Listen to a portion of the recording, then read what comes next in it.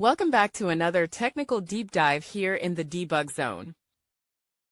Today we're tackling a big question and breaking it down with insights from other users. Hopefully this clears up some misconceptions and helps you get the answer you need. So, buckle up, stay a little curious, and let's jump right in.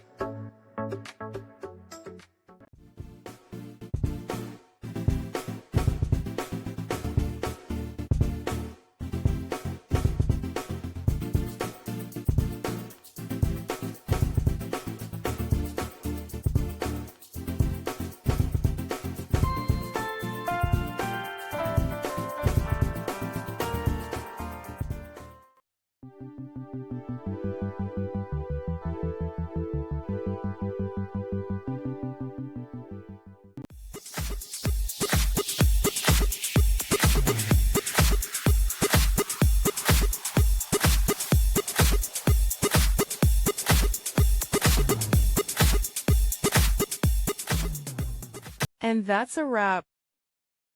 I hope you found the answer you were looking for. If you did, take a second to hit that subscribe button. It really helps out. And let me know in the comments which solution worked best for you. See you next time in the Debug Zone.